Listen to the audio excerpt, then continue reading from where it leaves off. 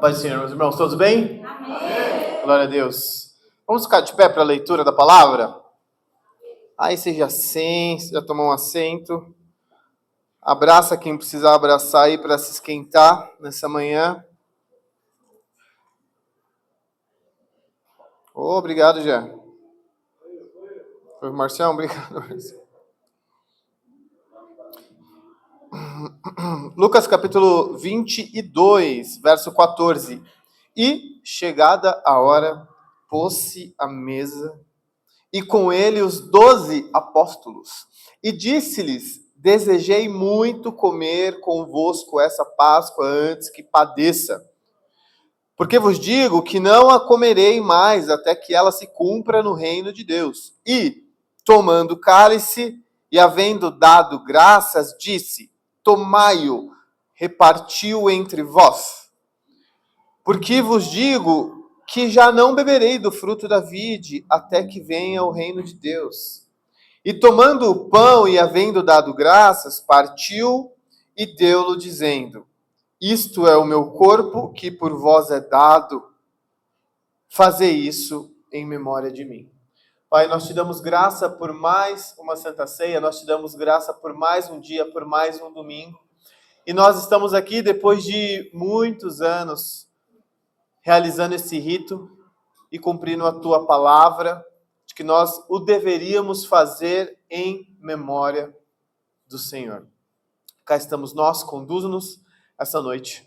Em nome de Jesus, amém. Pode se sentar, meu irmão. Um domingo um pouco diferente, né? Sem o nosso pastor. A igreja já está sabendo que o nosso pastor tá no hospital, deu um sustinho na gente, né? Talvez saia de lá na terça-feira. Finalzinho do nosso culto, a gente levanta um clamor, uma oração por ele. Você que o conhece pode escrever um recadinho que as meninas prepararam ali com bastante carinho, colocar em um potinho, que a gente vai levar depois daqui, provavelmente, né? É isso? Faça isso. Vamos lá? Vamos para o texto? E para a pregação? Vou ler de novo com vocês, Lucas 29, 18, que é o finalzinho, que é Jesus falando.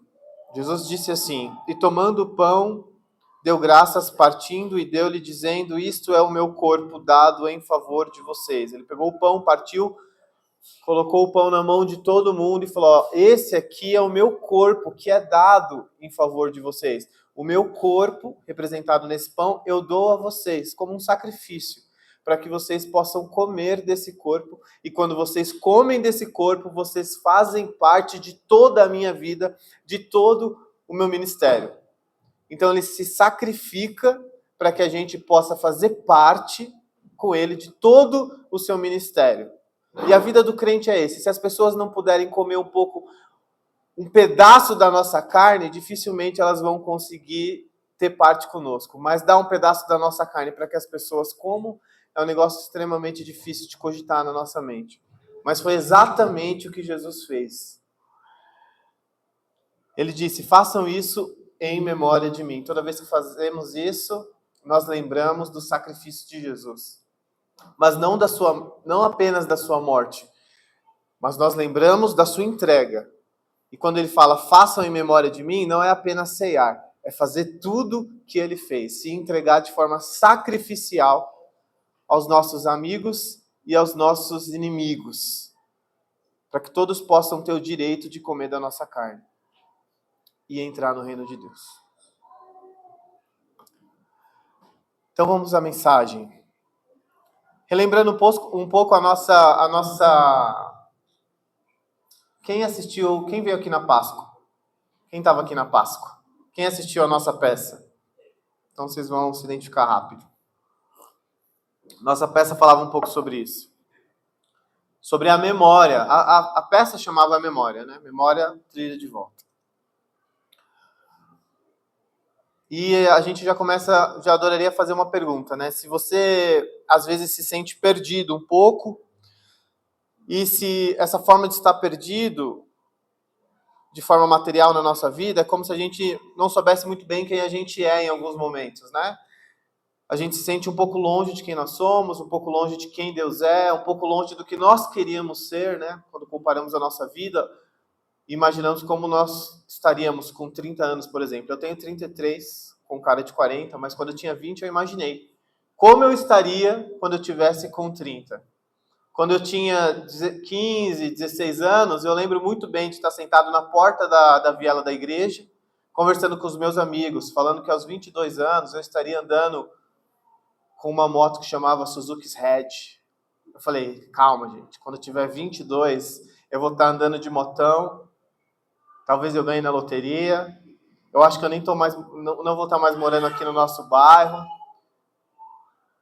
E quando a gente chega nos 30, falei para a Thalita recentemente, eu falo, acho que eu não consegui realizar algumas coisas de quando eu tinha 15 anos. Graças a Deus. Eu tinha planos péssimos para a minha vida. Mas assim, a gente se sente um pouco perdido quando a gente faz algumas comparações com o ano passado e a gente se sente um pouco perdido com relação a Deus, mesmo estando na igreja às vezes. Nós temos a impressão que durante a semana nós não estamos tão perto de Deus quanto nós deveríamos. Ou nós sentimos às vezes que é Deus que está um pouco distante, não ouvindo as nossas orações. Eu mesmo estava falando com Deus agora há pouco e, fui visitar o Lelê no hospital. E o Lelê é meu melhor amigo. Eu fico, não, Deus, poxa. Eu tenho muitas respostas boas para várias perguntas. O pessoal do trabalho brinca. Ele falou, caramba, você responde bem algumas perguntas. Eu falei, eu não respondo bem todas as perguntas, eu não consigo responder. Por exemplo, eu não sei por que pessoas más sofrem, então eu me sinto perdido quanto a isso. Na minha cabeça, eu falo para ele, não era para você estar aí, cara. Pô, você tá mulher grávida aí. É para você estar em casa, os caras vão... O que vai fazer com essa veia de coração podre aí? Arruma essa veia aí, cara. Tô orando para Jesus restaurar 100%, mas pouco confiante, às vezes, das nossas orações, então eu me sinto meio perdido. E às vezes o nosso coração fica disperso, porque a gente não consegue dar muitas respostas. Mas Jesus sabia exatamente que isso aconteceria com todos nós. Jesus sabia que nós nos sentiríamos perdidos. Que nós temos dificuldade de lembrar algumas palavras doces ou algumas palavras duras que ele mesmo disse. Ele sabia que isso acontecia. Por isso que no último ato de Jesus, ele não gravou um vídeo para o Instagram. Por isso que no último ato de Jesus, ele não fez uma grande pregação ao ar livre, como ele fez no Sermão do Monte. Por isso que a última escolha de Jesus, antes de morrer, foi juntar os amigos dele em torno de uma mesa e fazer um discurso bem simples. Olha, esse é o meu pão que eu vou dar por vocês. Façam isso em memória de mim. Esse é o cálice da nova aliança. Façam isso em memória de mim. Bebam e entreguem-se uns aos outros em memória de mim. Comam do meu corpo em memória de mim. Memória aqui, quando Jesus está falando, não é apenas uma recordação. É um ato, é um rito sagrado. A Santa Ceia do Senhor é um rito que nós fazemos mensalmente. É um rito. Não é apenas uma recordação. É, de fato, uma trilha de volta. Estamos em 2025. E quando nós bebemos do cálice, nós comemos do pão, nós traçamos uma linha até o dia que Jesus, numa Páscoa, falou para Pedro, vá preparar um lugar para que a gente coma. Em 2025, nós traçamos uma linha de volta ao ano zero ali, né? Com Jesus sentado à mesa. Então Jesus parte o pão, ele entrega o vinho e ele nos deixa esse ritual, mas não como algo que a gente faz, como escovar os dentes, que é um ritual para alguns, né? Passar desodorante de manhã, tomar banho pela manhã. Isso é um ritual na nossa vida, mas não tem sido uma bússola. Isso é um ritual e uma bússola, porque isso aqui, o pão e o vinho, nos dá a direção. Porque ele traz à memória o que Jesus falou, para que a gente possa ir adiante, um pouco menos perdidos. Jesus poderia ter dito para que a gente faça isso em obediência. Ele poderia falar para que a gente faça isso por uma tradição. E a igreja é bom em dizer o que você deve ou não fazer. A exemplo disso, tínhamos o João, há poucos minutos aqui, falando, eu não sei muito bem se eu tenho que falar que vocês devem dar dinheiro ou não. que a igreja, ela gosta às vezes de se posicionar para o sim e para o não. E Jesus poderia ter falado, vocês vão fazer isso por tradição ou por obediência. Mas ele diz, façam isso em memória de mim. E por que Jesus fala isso? A resposta é muito simples. Jesus fala isso porque a gente esquece das coisas. Nós esquecemos daquilo que aconteceu nas nossas vidas. Nós esquecemos dos dias difíceis em que Deus nos amparou. Nós esquecemos dos dias difíceis em que nós oramos e obtivemos respostas. Nós esquecemos dos dias difíceis. Nós esquecemos dos milagres. O povo de Israel se esquecia a todo momento. Moisés sobe ao monte, o povo impaciente esquece de tudo que Deus fez e eles falam, precisamos de um novo Deus.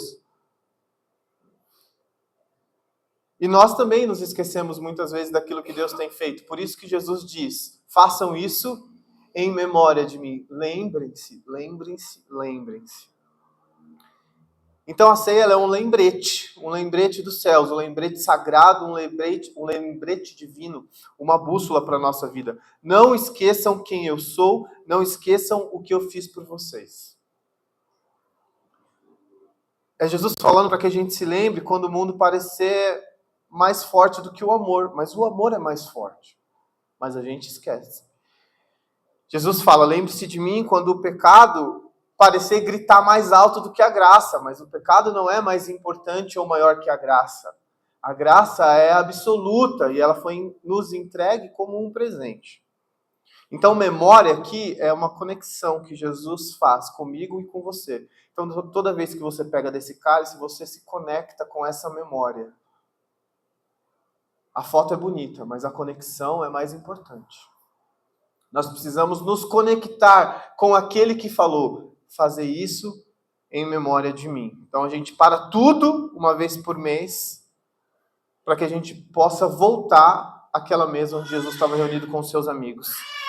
Aquela mesa que antecedeu em pouco tempo a entrega de Jesus na cruz. Eu gostaria de ler com vocês Lamentações, escrito por Jeremias, Lamentações capítulo 3, versículo 21, que é um texto bem famoso, que é: quero trazer à memória o que pode me dar... Eu quero trazer à memória o que pode me dar... Jeremias é um profeta que vive em um tempo caótico, parecido conosco, que moramos em Americanópolis, e às vezes parece um bairro caótico. Domingo à noite, graças ao Senhor e a sede nos permitiu fazer culto pela manhã. Domingo à noite estava difícil voltar para casa. Não dava para deixar a Érica na casa dela lá, porque passavam muitas motos, sem capacete, moto roubada, e a polícia batendo, jogando gás de pimenta. Caótico. Jeremias vivia em um tempo caótico também. E Jeremias fala assim, eu quero trazer à minha memória as coisas que me dão esperança. Porque se toda vez que eu for pensar no bairro de Americanópolis, eu pensar nas motos fazendo vrum, vrum, vrum, eu vou querer fugir desse bairro. Mas nesse bairro eu conheci as melhores pessoas da minha vida. Foi aqui que minha mãe me criou. Então nós precisamos trazer à memória aquilo que nos dá esperança. Esperança. Para que a gente possa, inclusive, olhar para trás e falar, poxa, valeu seguir esse caminho, valeu ser resiliente, valeu ficarmos de pé, valeu ouvirmos os conselhos dos santos. Jeremias, né, o profeta, está nesse momento caótico, às vezes nós também estamos nesse momento, mas ele encontra um ponto de reorientação, lembrar das misericórdias de Deus. E na ceia, nós de fato fazemos a mesma coisa, nós lembramos daquilo que nos dá esperança. Existe um corpo que foi partido para nos curar. Fala comigo, um corpo foi partido para nos curar. Não faz sentido algum, né? Ele foi esmagado para que a gente pudesse ser curado. E foi exatamente isso que aconteceu com Jesus. Essa é a paixão de Cristo.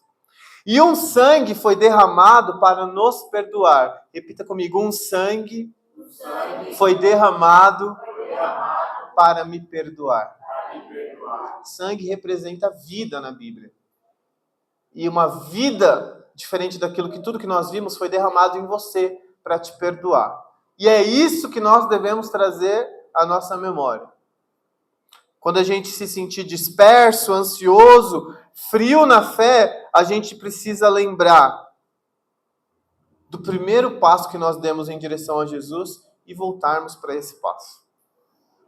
Assim como o filho pródigo, a melhor das parábolas, quando a Bíblia diz, e caindo em si, lembrou-se da casa de seu pai. Nós precisamos trazer à memória aquilo que nos dá esperança. Muito mais do que a vida caótica, os dias ruins, nós precisamos ter em mente aquilo que nos dá esperança. E ceia é esperança.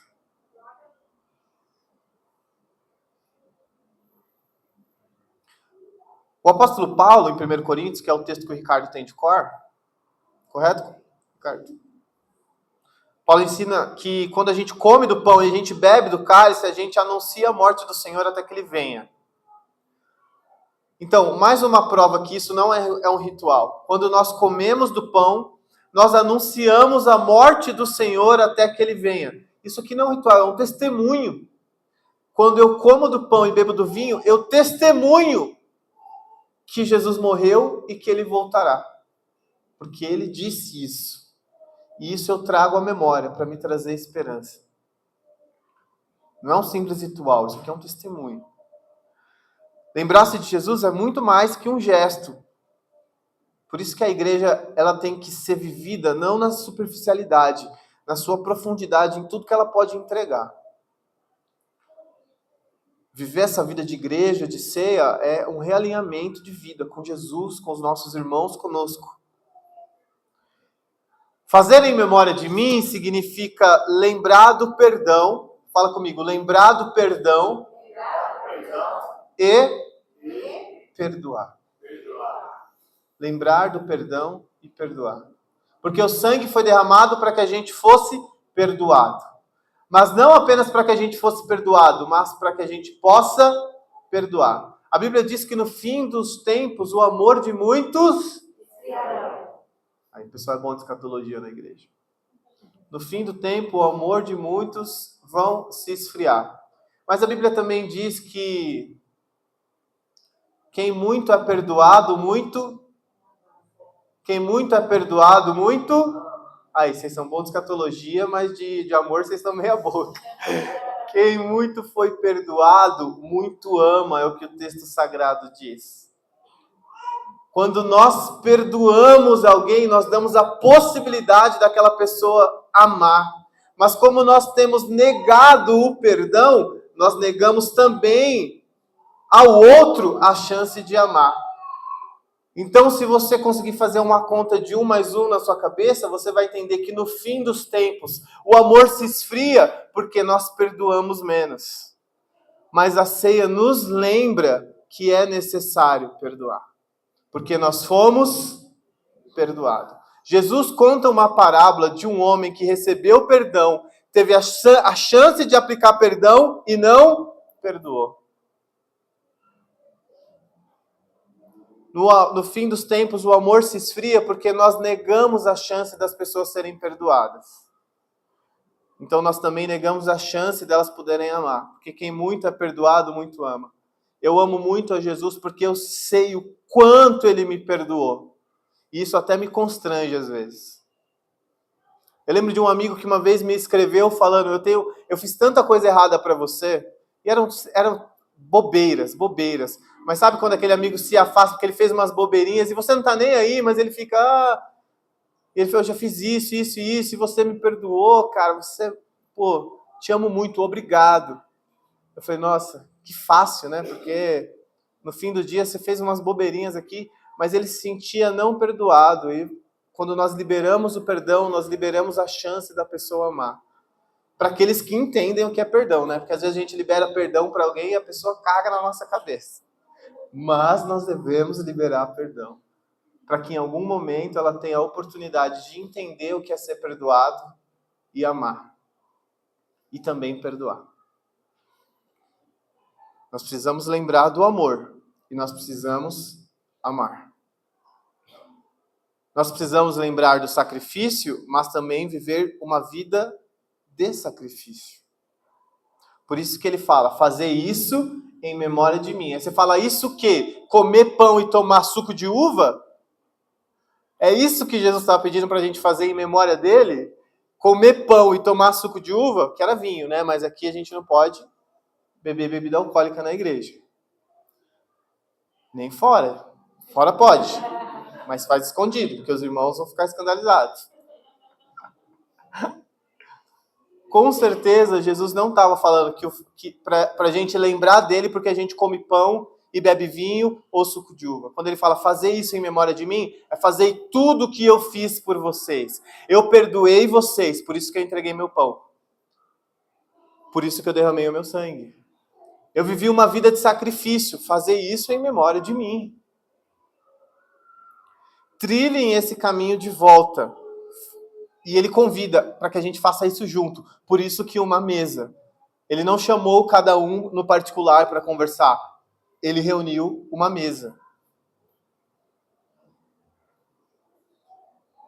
Salmo 103, verso 2, fala assim: bendize, ó minha alma, ao Senhor, e não te esqueça de nenhum dos seus benefícios. Bendize, ó minha alma, ao Senhor, e não te esqueças de nenhum dos seus benefícios.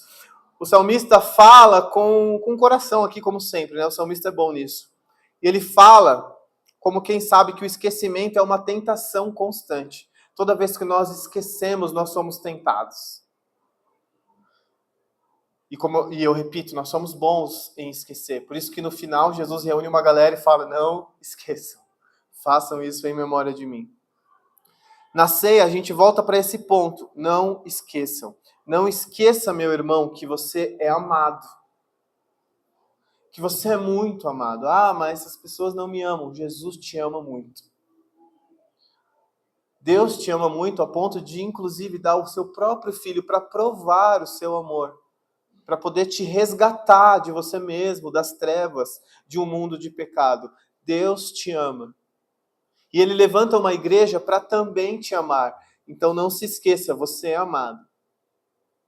E quando a gente esquece um pouco disso, a gente perde a nossa identidade e vive como quem não é amado. E quem não é amado vive implorando por migalhas, né? Quem não sabe muito bem quem é, vive implorando por migalhas e qualquer coisa serve. Mas alguém que é amado, que sabe quem é, tem pouco a ter que provar para os outros. Eu sei quem eu sou alguém amado, alguém de respeito, alguém digno. Jesus me amou, a igreja me ama. Isso a gente vê em qualquer lugar. No meu trabalho, a gente vê um pouco mais. A dor de perder alguma coisa e o sentimento de perder alguma coisa é muito mais forte que o sentimento de ganhar alguma coisa. Se eu te der 10 reais aqui agora, talvez você fique feliz e me dê um sorriso. Se você estiver andando na rua e na volta receber um troco na padaria e os seus 10 reais caiu no chão, você vai estragar o seu dia inteiro porque você perdeu 10 reais. Se você perdeu 2 reais, de repente ele rasgou, você botou para lavar e ele se destruiu, você vai ficar muito chateado. Porque perder dói mais do que... O sentimento de perda é muito maior que o sentimento de ganho. Então, às vezes, nós focamos a nossa vida nas coisas ruins, quando nós devemos focar a nossa vida nas coisas boas. Você é amado. Viva como alguém que é amado. Viva como alguém que ama. Alguém que foi perdoado, alguém que perdoa. Não se esqueça que há perdão, isso é extremamente importante. Não se esqueça também que a cruz de Cristo é um símbolo de vitória. Então a cruz, a ceia, na verdade, ela é um símbolo de sacrifício, ela é um símbolo de perdão, ela é um símbolo de graça e ela é um símbolo de vitória. Jesus venceu a nossa morte.